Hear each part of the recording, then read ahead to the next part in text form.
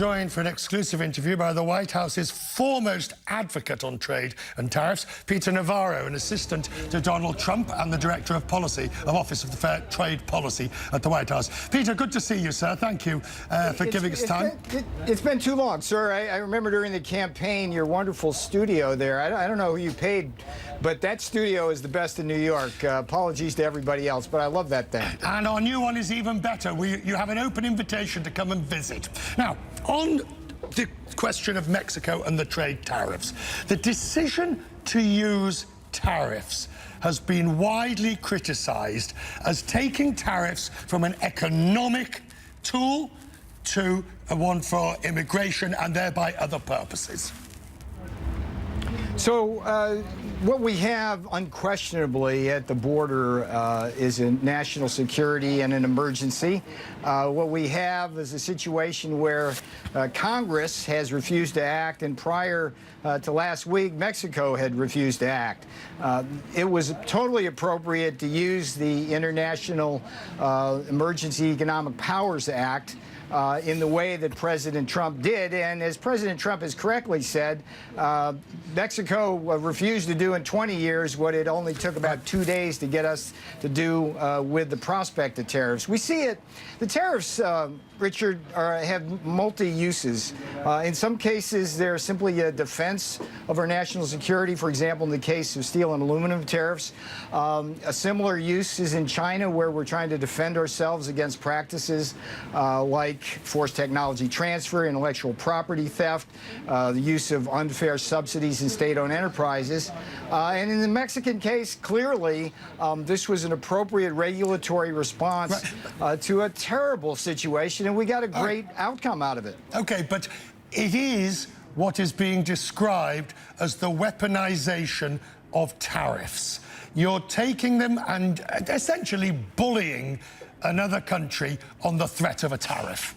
Those who are using that term are simply those who are opposed to our policy in general. It's the Chamber of Commerce, it's the multinational corporations, it's the anti-tariff crowd who have seen our jobs go offshore and have America used as what President Trump has correctly called a piggy bank for the rest of the world.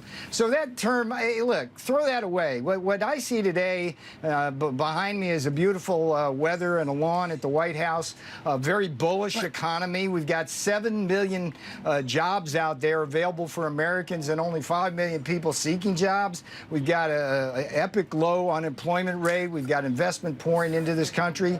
This is bullish, and tariffs are an important part of the president's strategy to bring about the economic renewal and manufacturing renaissance we're seeing in this country. Some people suggest the president doesn't fully understand how tariffs work. Well, let me read you. He says, come on. He is the smartest guy in the room. He's the smartest guy to sit in the Oval Office on the economy and business in 100 years. I can't think of anybody who's smarter than he is on this. So I'm not going down that road with you. Well, he says we have so much money that is pouring into our treasury right now.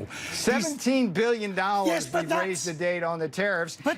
By the way, the people who are paying that money are the countries that tariffs are levied against. China clearly bears the burden of the tariffs. They bear most of the burden in the form of lower prices for their products, fewer exports, lower profits. The Chinese government itself is having to devalue its currency out of desperation. What we have, the Chinese government is facing lower tax revenues. And meanwhile, I would point out in Q1, we had a 3.2% real GDP growth rate, and guess what? A full 1 point of that was due to our reduction in the trade deficit, primarily because of the China tariffs. Tariffs are good. You accept that the strict operation of the tariff is paid by the importer, which is then passed on to the distributor and ultimately the American consumer. No, of course not. Come on, you know better than this. Is a task in what's called tax incidence analysis.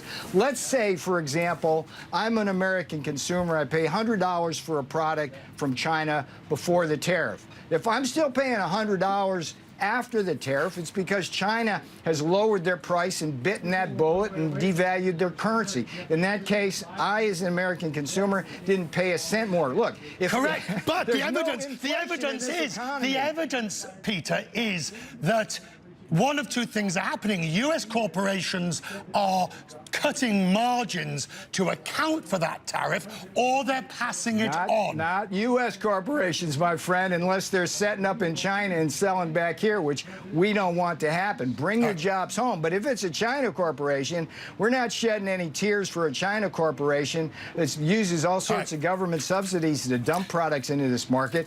Look, here's the thing. China is paying for the China tariffs, not American consumers. There's no inflation in this economy. We're in a virtuous cycle. This is why things are so bullish, and the stock market is reflecting that. Let's talk about the China, what might happen next. Please, I know time is tight, but please have a listen to what the president said today, and we can discuss it after. Have a listen, sir. Right now, China wants to make a deal very badly. It's me right now that's holding up the deal. And we're going to either do a great deal with China or we're not doing a deal at all. Right now, China is paying us billions and billions of dollars. They never gave us 10 cents. And China ate our country alive during Obama and Biden. What are you now waiting for from the Chinese to do the deal? The president said he is now the one that is waiting. Waiting for what? Well, look, you know the history of this. We go back to Mar-a-Lago at the beginning of this administration. We've given the Chinese many, many opportunities to negotiate in good faith, and we had a 150-page plus agreement across 7 verticals, including the forced technology transfer, the intellectual property theft, and they reneged on that at the end. So that's where we are. I don't want to say any more than that, other than to say that we've got the President of the United States is the best negotiator in the world, with a lieutenant in Robert E. Lighthizer as the USTR, as the finest negotiator I've ever met in the trenches, basically working with the Chinese, and we'll see what happens. And we'll either get a great deal or we'll get tariffs. Finally, I just want to ask you, the sort of psychological, philosophical, geopolitical, whatever posh word we want to use, of the United States using tariffs in this way, dragging, effectively, humiliating Mexico, dragging them to Washington. We did not humiliate Mexico. We got their attention. We love the Mexicans. The president of Mexico and our president get along great. They know that there's a crisis. As the president said, look, they had no incentive to do what they did until we gave them the incentive. So, I mean, this tariff policy is working. It's simply a negotiating tool that we use when we need to use it, and it's getting people to the table. Look, one thing I should say, the American people are behind this president. A recent Harvard-Harris poll came out just a few days ago, and it showed that a majority of people in this country support our tariffs on China, and close to 80% of Republicans are behind this president on the China tariffs. They understand, everybody in America understands that China has been eating our lunch and raiding our piggy bank, and one of the best successes, I think, of this president has been to change the narrative and dialogue on China in a mere 2 years. Before this, it was like, let's engage with China. They take our lunch. Peter, last question. Sure. You must be, I suppose, impressed is the word. You came into this White House. Tariffs, by and large, have been a dirty word in economics since Smoot-Hawley. You know, they've been very targeted, but now they are a fundamental part of the United States industrial or trade policy. Do you take much credit for that? No, not at all. I would say in our history, sir, you go back to the days of McKinley and Jefferson and Lincoln, tariffs were what made this country great. And we have a situation here where around the world, countries are allowed to systematically charge us higher tariffs. My office, the Office of Trade and Manufacturing Policy, just came out with a report which showed that over 2/3 of the time, American exporters face higher tariffs on their products than we charge on the same or similar products. So what we're trying to do, I mean, we're for free trade, but we're for fair, balanced and reciprocal trade.